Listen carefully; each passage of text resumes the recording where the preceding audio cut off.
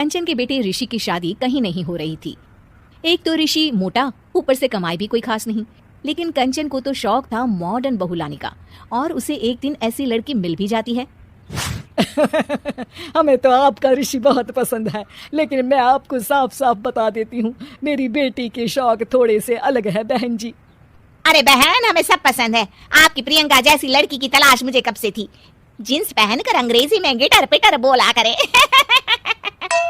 अरे बहन जरा सुन तो लो, मेरी बेटी के शौक क्या क्या है। अरे नहीं नहीं बहन, बस लड़की को देख लिया तो सब कुछ देख लिया।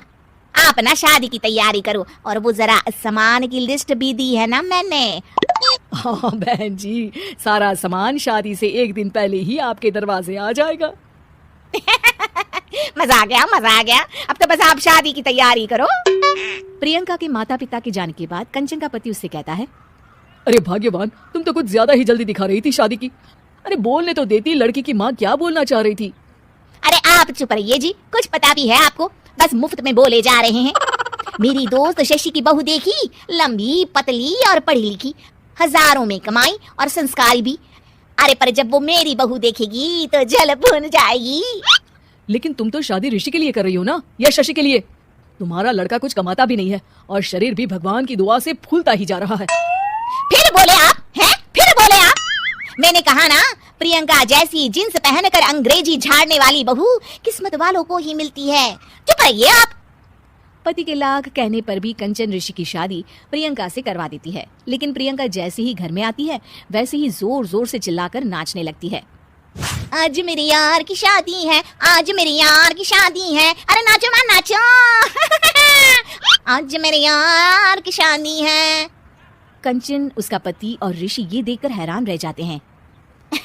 लग रहा है बहू को शादी की बड़ी खुशी है। हाँ हाँ, बहू क्यों नहीं, हम भी नाचेंगे। अरे नाचो नाचो जी, मुंह क्या देख रहे हो, चलो चलो नाचो, बहू कह रही है। कंचन ये कहकर प्रियंका के साथ नाचने लगती है। ऋषि और उसके पिता वहाँ से चले जाते हैं। अगले दिन कंचन अपनी सहेलियों को प्रियंका से मिलवाने के लिए घर बुलाती है, जहाँ शशि भी आती है। अरे शशि, कैसी हो? मैं ना तुम्हें प्रियंका से मिलवाती हूँ। अरे सच में बहुत ही एडवांस सोच की लड़की है, कितने मॉडर्न ख्यालात है उसके, पता है तुम्हें? अरे हाँ कंचन, जरूर, बच्चों की शादी अच्छी ही होनी चाहिए, और वैसे भी तुझे तो शुरू से ही ऊंचे ख्याल की बहू चाहिए थी। तभी कंचन की सहेली कहती है, अरे कंचन बुलाओ ना प्रियंका को, हम भी मिल ले। अरे बहू प्रियंका, जरा बाहर तो आना। कई बार आवाज देने के बाद भी प्रियंका बाहर नहीं आती है, तो कंचन को बुरा लग जाता है। वो उसे लेकर बाहर आती है, लेकिन ये क्या, प्रियंका लड़खड़ाती हुई बाहर आती है और उसके हाथ में शराब की बोतल होती है।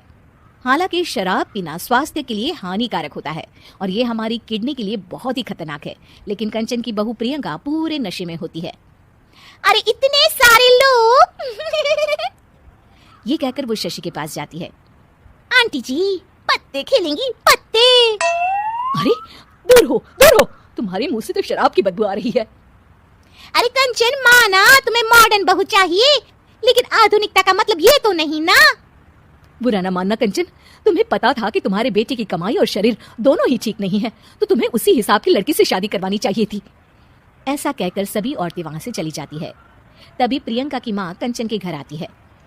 अरे बहन जी, बड़ी चालाक निकली आप तो, बिना बताए अपनी पियक्कड़ बेटी मेरे लायक बेटे के गले में बांध दी। आय हाय, बड़ी आई बिना बताए। उस दिन जब मैं ये बात बता रही थी तो तुम तो सुनने को भी तैयार नहीं थी, अब भुगतो तुम। ये कहकर वो वहां से वापस चली जाती है। सबके जाने के बाद कंचन अपना सर पकड़ लेती है। हाय रे, आधुनिकता की अंधी दौड़ में मैं अपनी संस्कृति ही भूल बैठी थी। अब तो राम ही बचाए मुझे।